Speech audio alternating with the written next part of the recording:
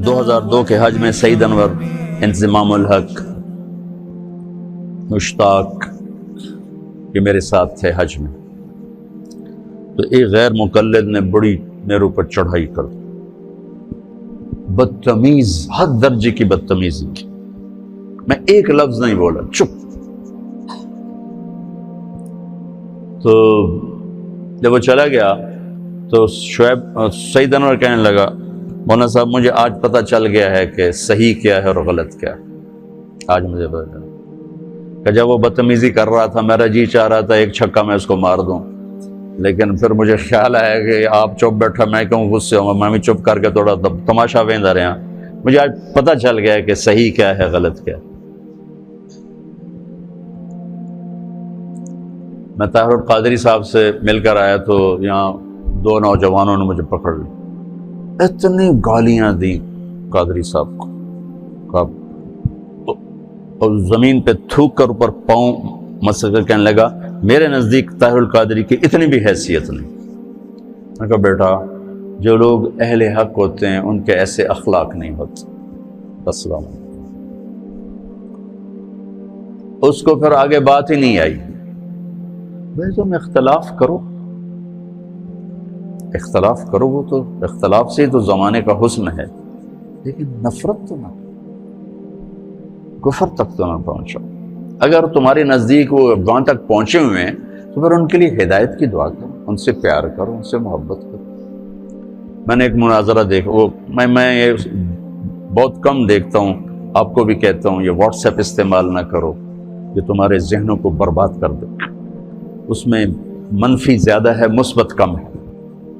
اور بکواسات آپ کے دماغ کا ایک چھاپا ہے، اس پہ غلط نہ چھپنے دو، صحیح چھاپو، صحیح چھاپو. اگر آپ نے حافظے کو اچھا رکھنا چاہتے ہو تو یہ فیس بک مت استعمال کرو، واٹس ایپ مت استعمال کرو، اس سے آپ کا دماغ برباد ہو جائے گا، تباہ ہو جائے گا. ہر وقت آپ ذہنی خلجان کا شکار ہو. لیکن جو کہ اس ماحول میں رہتے ہیں تو میں نے وہ پتہ نہیں کسی وہ نکل آیا تو میں نے دیکھا ایک طرف دیوبندی مناظر اسلام بیٹھے تھے اور ایک طرف غیر مقلد بیٹھے تھے، اور جنگ ہو رہی تھی، رفع یدین پر جنگ ہو رہی تھی. حالانکہ کرنا بھی سنت، نہ کرنا بھی سنت. اور سارا جھگڑا اولا کا ہے، کرنا اولا ہے، نہ کرنا اولا ہے. اور اس پر اتنی وہ مناظرہ تو نام ہی گالی گلوچ کا بہت، آخر میں آ گالیاں دیتے اور نام بن جاتا ہے مناظر اسلام. ارے بھائی نبی والے اخلاق ہیں بیٹا، کافر کو بھی گلے لگا. جو جھوٹے منہ کہے میں مسلمان ہوں، اس کے آگے بھی بچ جا، تیرا پیار محبت اسے کبھی صحیح راستے پر لے آئے گا. تو میں آپ سے مذہبی نفرت پہ کبھی سمجھوتا نہیں کروں گا.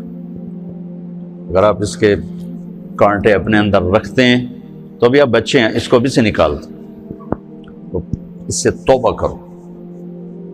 ہم پوری دنیا کے لیے اللہ کا پیغام لے کر چلنے والے ہیں، اور جو اللہ کا پیغام لے کر چلتا ہے اس کا سینے میں انسانیت کی ہمدردی ہوتی، محبت ہوتی، ان کے گناہ سے نفرت ہوتی ہے، ان کی ذات سے محبت. جبھی تو نبی روتا ہے، ورنہ کیوں روئے؟ کیوں روتے ہیں؟ روتے روتے کیوں؟ فلا تذهب نفسك علیہم حسرات کا کیا مطلب؟ تو دوسری بات یہ کہتا ہوں بچوں کہ اپنے سینے کو نفرت سے صاف کرو، مسلم بن کے رہو. علماء دیوبند نے جو تعبیر دین پیش کی ہم اس کو راجع سمجھتے ہیں اور اس کو اپنانے کی کوشش کرتے ہیں، لیکن ہم باقی سب کی تعظیم کرتے ہیں، اکرام کرتے ہیں، عزت دیتے ہیں، اللہ کی رحمت کو وسیع سمجھتے ہیں. اور اگر ہمارے نزدیک کوئی بالکل غلط ہے تو ہم اس کے لیے سینہ کشادہ کر کے اس سے محبت کرتے ہیں، اس کو پیار دیتے ہیں، تاکہ اللہ کرے وہ صحیح راستے پر آ جائے.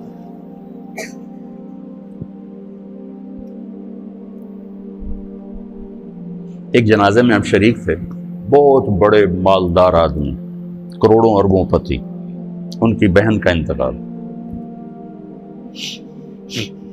تو ایک مولانا صاحب جنازے کے لیے آئے پڑھانے. اب وہ بتا رہے ہیں کہ بھئی نماز جنازہ کیسے ہوتی ہے. وہ سارے کروڑوں پتی لوگ کھڑے ہوئے ہیں چونکہ اتنا بڑا آدمی تھا. نماز جنازہ میں 4 تکبیریں ہوتی ہیں. پہلی تکبیر کے بعد ثنا پڑھی جاتی ہے، دوسری تکبیر کے بعد درود شریف پڑھا جاتا ہے، تیسری تکبیر کے بعد دعا پڑھی جاتی. اور جن کم بختوں کو دعا نہیں آتی وہ توبہ کریں. دوبارہ سنو، چوتھی تکبیر کے بعد سلام پھیرتے ہیں. پہلی تکبیر کے بعد ثنا ہے، دوسری کے بعد درود ہے، تیسری کے بعد دعا ہے. اور جن بدبختوں کو دعا نہیں آتی وہ توبہ کریں. اور چوتھی کے بعد سلام. آگے سارے وہ کھڑے تھے جن کو دعا نہیں آتی.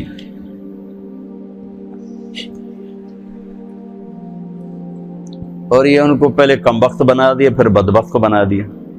تو ان آدمیوں کا دروازہ کھلے گا کسی مولوی کے لیے؟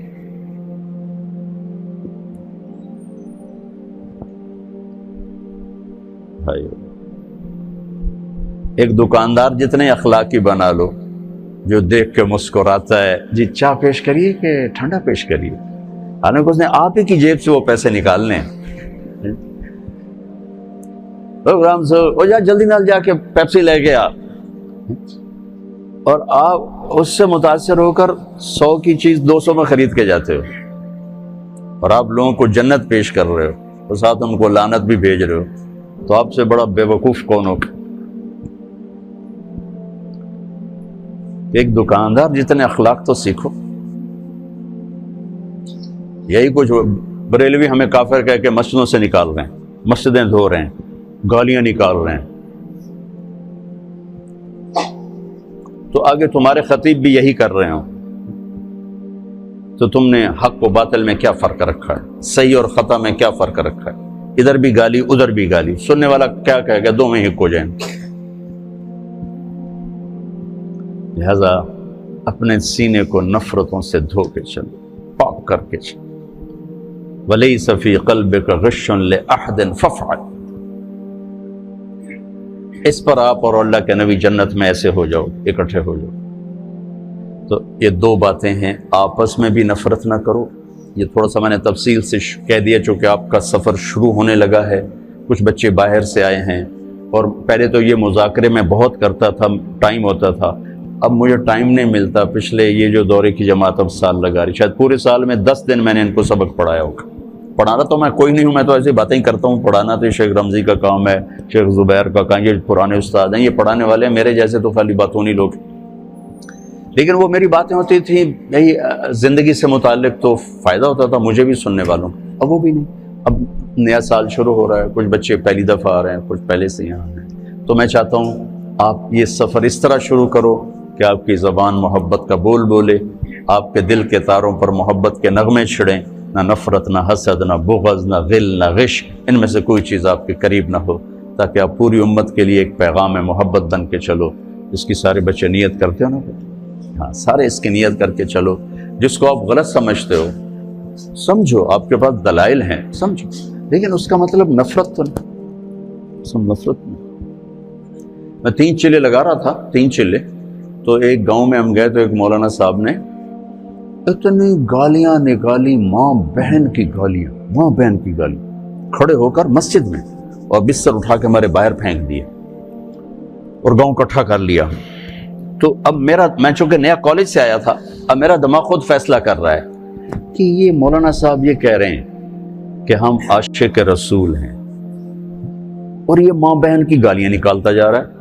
ماں بہن کی گالی نکالنا تو انسانیت کے ماتھے پر داغ ہے، چیز ہے کہ علم اور قرآن اور حدیث اور عشق رسول. اور یہ جن کو گالیاں نکال رہے ہیں ان کو کہہ رہے ہیں گستاخ رسول ہیں، یہ بولتے نہیں اور دعائیں دے رہے ہیں، دعائیں دے رہے ہیں. ہمارا امیر کہہ رہا تھا بھائی دعا کرو، بھائی اللہ ان کے دل بدل دے، دعا کرو. تو مجھے کسی دلیل کو سمجھنے کی ضرورت نہیں پڑی، حالانکہ میں بالکل نیا تھا، میرا رائمنڈ سے پہلا سفر تھا، پہلا. تو اس واقعے نے میرے اندر ترجیحات خود قائم کر دیں کہ یہ گالیاں دینے والا غلط آدمی، یہ صحیح نہیں ہو سکتا، اور یہ جو صبر کر رہے ہیں یہ صحیح آدمی.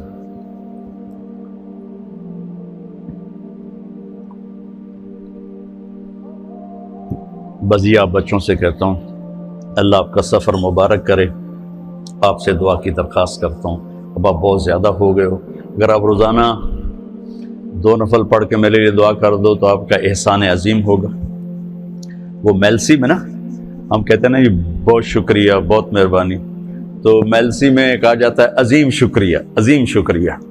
تو آپ کا یہ عظیم شکریہ ہوگا اگر آپ میرے لیے 2 نفل پڑھ کے دعا کر دو، میری استقامت کی، میری ہدایت کی، اور نہیں پڑھ سکتے تو کم از کم دعا کے لیے ہاتھ اٹھا دو، تو آپ کا وہ بھی پھر عظیم شکریہ ہے کہ میں جس اس گھاٹی سے گزر رہا ہوں یہ بہت خوفناک ہے، شہرت اور واہ واہ اور زندہ باد، یہ جتنا آدمی کو راستے سے ہٹانے والی چیز اتنی اور کوئی چیز نہیں۔ اب عمر کے آخری حصے پر پہنچ چکے ہیں تو میں بھی اللہ سے رو رو کے مانگتا ہوں کہ یا اللہ اجعل خیر عمری آخرہ وخیر عملی خواتیمہ وخیر ایام یوم القاک فیہ۔ وہ بدو والی دعا میں روز مانگتا ہوں، دن میں پتہ نہیں کتنی دفعہ مانگتا ہوں، آپ سے بھی کہتا ہوں یہ دعا میرے لیے مانگو۔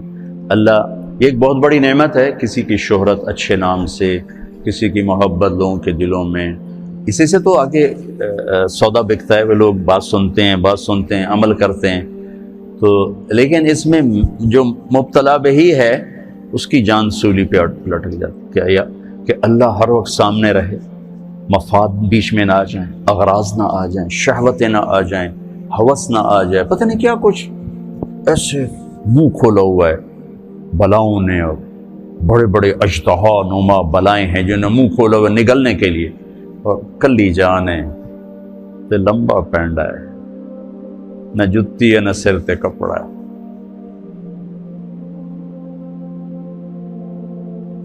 اسے دے تو فیلی پار لگنا ہے، کشتی شکستگانے اے باد شتر برخیز، شاید کے باز بینم یار آشنا۔ کبھی تمہیں فارسی سمجھ میں آتی تو تم اس کا مزہ لیتے۔ کشتی پرانی ہے، موجیں طوفانی ہیں، اے ہواؤ اپنا رخ میرے بادبان کی طرف پھیر دو کہ ان موجوں سے لڑنا میری کشتی کے بس کی بات نہیں۔ شاید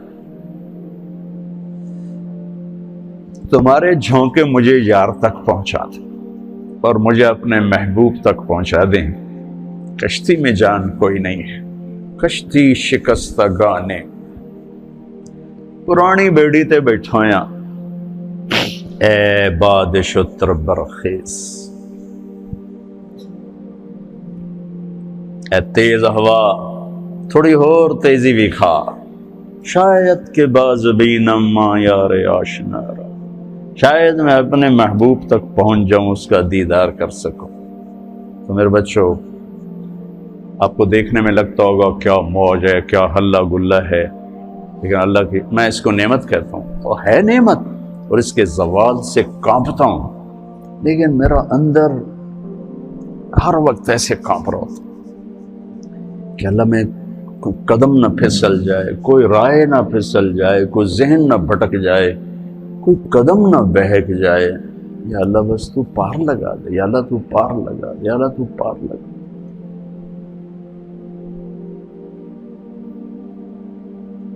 کبھی نہیں سوچا تھا یہ سب کچھ ہوگا، میں نے تو بڑی گمنامی کا سفر شروع کیا تھا، اور اس وقت صرف اللہ ہی سامنے تھا، یا اللہ تجھے ڈھونڈنے نکلا ہوں، ماں باپ نے بھی گھر سے نکالا ہے، تجھے ڈھونڈنے نکلا ہوں، تیری یاد میں نکلا ہوں، ابھا دیکھاں لمحہ دیکھا، اچے کوٹھے تے چڑھ دیکھا، ڈٹھی دل کو دیواں ٹیکا، سجن مل سم کے مر پوسا۔ خواجہ غلام فرید والی بات ہے کہ یا اللہ تیرے ہی طلب میں نکلا ہوں، اللہ کرے تیری میری ملاقات ہو جائے۔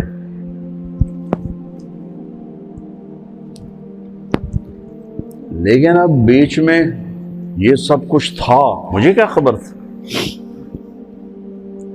تو اس نعمت کے زوال سے اللہ بچائے، اور اس نعمت میں اللہ تکبر و عجب ہوس پرستی، جاہ پرستی، مال پرستی سے اللہ بچائے۔ سب سے پہلے کس کو جہنم میں ڈالا جائے پتہ ہے؟ بولو، سب سے پہلے جہنم کی آگ کس سے جلائی جائے؟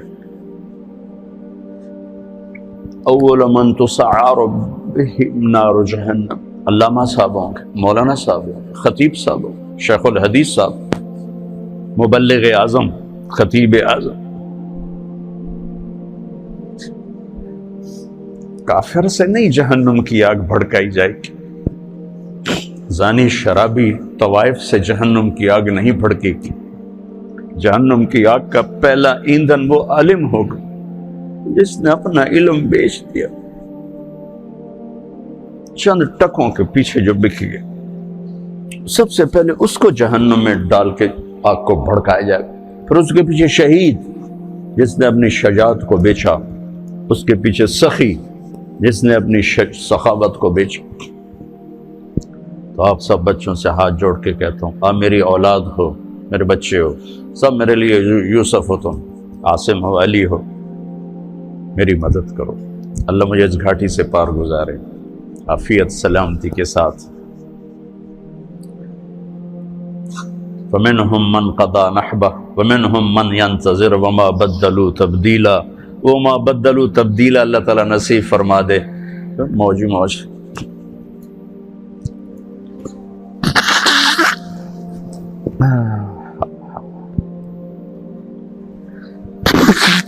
لَيْتَكَ تَحْلُو وَالْحَيَاةُ مَرِيرَةٌ، ابو فراس سیف الدولہ کی تعریف کر رہا ہے، پر میں تو اسے اللہ پہ فٹ کرتا ہوں۔ لَيْتَكَ تَحْلُو وَالْأَيَامُ مَرِيرَةٌ، کہیں ایام ہے کہیں حیات ہے۔ لَيْتَكَ تَحْلُو وَالْحَيَاةُ مَرِيرَةٌ وَلَيْتَكَ تَرْضَى وَالْأَنَامُ غِضَابُ وَلَيْتَ الَّذِي بَيْنِي وَبَيْنَكَ عَامِرٌ وَبَيْنِي وَبَيْنَ الْعَالَمِينَ خَرَابُ وَلَيْتَ الشَّرَابِ من ودادك صافية وشربي من ماء المعين السراب فإذا صح منك الود فالكل هين وكل الذي فوق التراب التراب۔ آپ کی دعاؤں کا محتاج ہوں اور آپ سے دعا کا طلبگار ہوں، اور آپ کے لیے میں خود ہر موقع پہ دعا کرتا ہوں جہاں دعا کے موقع ہوتے، تو لہٰذا جب میں آپ کے لیے دعا کرتا ہوں تو آپ بھی میرے لیے کرنا۔ اللہ آپ کا سفر قبول فرمائے، کامیابی سے گامزن ہوں، اور موت تک اپنے اللہ کو راضی کرنے کے نظام آپ کے ساتھ ساتھ چلتے رہیں۔ آپ ساری دنیا کی ہدایت کا ذریعہ بنیں، آپ کے اساتذہ، یہاں کے ہمارے خادم، سب کو اللہ تعالیٰ دنیا اور آخرت کی ہر خیر نصیب فرمائے، ہر شر سے بچائے۔ السلام علیکم۔